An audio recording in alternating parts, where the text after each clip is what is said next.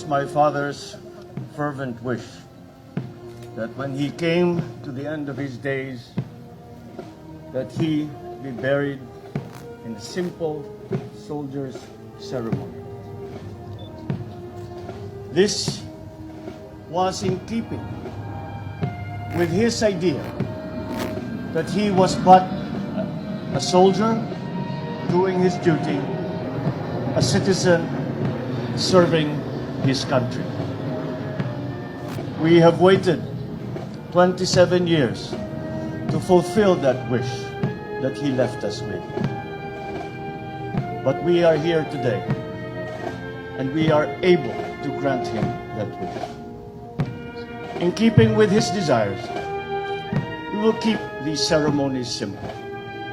And it is left to the family, and I speak in their behalf, on behalf of the Marcos family, to thank all those who actually helped and made this day a reality.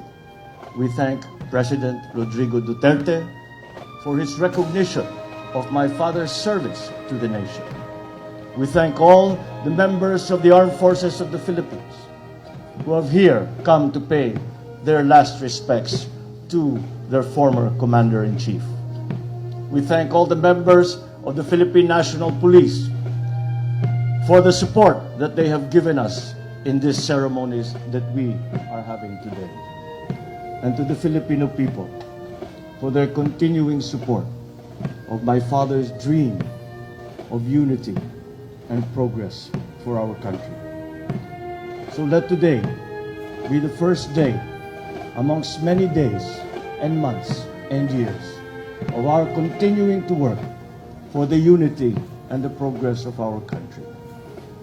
Let us be the heroes that my father asked us all to be, and finally bring the Filipino nation together, and finally bring the Filipinos to greatness. I would die 1,000 deaths and more for my motherland. Ferdinand Edralin Marcos, former President of the Republic of the Philippines, a legislator, a Secretary of National Defense, a World War II veteran, a Medal of Valor awardee, a soldier lived with such fervent duty and loyalty in serving his countrymen. Major Ferdinand Edralin Marcos was regarded as the most decorated hero of the World War II for receiving high honors and commendations, which include the Medal of Valor. Selfless service, integrity, and personal courage defined his extraordinary accomplishments as a young Filipino soldier who was subjected to torture by oppressors, fought in desolate battlefields, and conquered the Japanese invasion in the country, battles of Pesang Pass and the infamous Death March.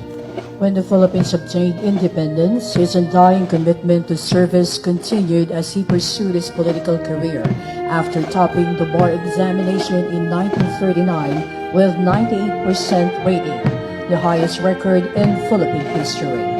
Ferdinand Marcos was elected thrice as representative of Ilocos Norte from 1949 to 1959. He became the Senate President from 1963 to 1965, where he was regarded as son of the legislators who introduced the most number of significant bills. A war hero, Ferdinand Edralin Marcos later served as Secretary of National Defense in 1965. Carrying the same mission of serving his country and fellow, Ferdinand Edralin Marcos was elected thrice as President of the Republic of the Philippines from 1965 to 1986. As one of the youngest elected president in history, he made a vision for the Philippines. This nation can be great again, and began realizing it by establishing numerous state colleges and universities, iconic infrastructure projects, primary healthcare facilities, enacting rural electrification program, among others. He also led educational reforms which widened free access to schools, agrarian reforms which led to the country's food sufficiency record, and labor reforms and opportunities which boosted employment potentials of Filipinos here and abroad. Today, we honor a true patriot who willingly sacrificed his life for his country and people. For almost 3 decades of waiting, we have come to the right time to finally lay him to rest, to where he wished to be laid, beside his fellow soldier and comrades. If there are no heroics now, from whom will future generations derive their inspiration? He said. May we then be all heroes in our own ways, as President Ferdinand Edralin Marcos did his own toll in big battles of life and create the best vision for the next generation, the great vision which he inherited from his promise. For every tear you shed, there will be a victory.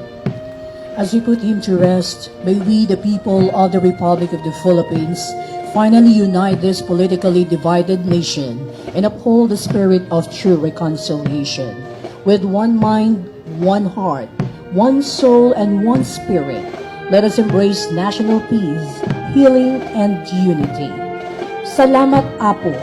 Salamat, President Ferdinand Edralin Marcos.